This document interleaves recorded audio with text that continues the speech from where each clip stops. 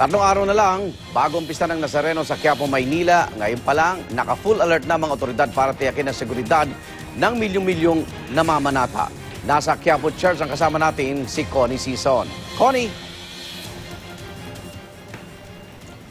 Yes, so makakasama nga natin ngayon para sa iba pang detalye ng paghahanda sa seguridad dito naman sa Quiapo. Itong si Deputy Police Inspector William Lopez ng Plaza Miranda PCP. Magandang umaga po sa inyo. Maganda. Tatanungin lang po natin, sir, kung kamusta po so far ang ginagawa nating paghahanda? So far po, maayos naman po yung ating paghahanda. Unti-unti po natin dininis ang Plaza Miranda at yung mga illegal vendor po natin, pinagbabawalan na po natin magtinda.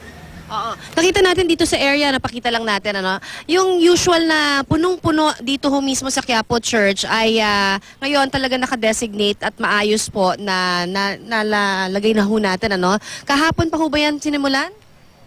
Nung 28 pa po ng December, ma'am, inunti-unti po natin sila na ganyan, maiayos natin yung mga ayon ng mga pwesto ng vendor po natin. At lahat ho sila cooperative naman? Opo, ma'am, opo. Ito hong ginagawa natin ngayon na paghahanda, particular na dahil alam ho natin 12 million ang inaasahan po na darating na deboto ng Itim na Nazareno sa darating po na Biyernes. Ano ho ang mga tinitignan ho natin na usual na problema na pwede hong maisaayos na natin this year? Yung iba pa pong mga pwesto natin dyan, totally, aalisin po natin yan pagdating ng mga deboto kung pupunta rito sa araw ng Quiapo para maiwasan po yung aksidente. Kasi mapupuno po talaga itong Plaza Miranda, ma'am. At bawal na rin ho mag-park simula kailan po?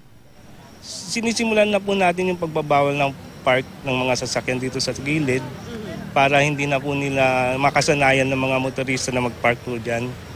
Hanggang sa dumating yung celebration po na hintay natin. Wala naman hong banta sa seguridad. Taon-taon syempre, yan ho ang sinasabi, baka may mga binabantayan ho tayo. Wala naman pong banta, pero dagdag pa rin yung seguridad na ginagawa natin, yung security plan po natin dito sa paligid. Ilan po ang papakalat na police dito sa area pa lamang? Dito lahat po ng naka-assign sa Police Station 3, i-assign po natin dito sa area to para magkaroon ng seguridad. Plus yung mga galing pa po doon sa headquarters natin, ma'am. So full force, simula pa ho daw yan kahapon, talagang nakikita naman natin yung diferensya nung kalinisan, kaayusan dito po sa area. Kaya first of all, syempre talagang we wish you good luck sa darating ho na Biyernes at sana ho ay maging mapayapa talaga itong pagdaraos po natin ng Pista ng Itim na Nazareno. Maraming salamat po sa inyo. Yan po naman ang pinaka-latest mula naman dito sa may Quiapo Church. Balik muna sa inyo dyan sa studio. Maraming salamat, Connie Sison.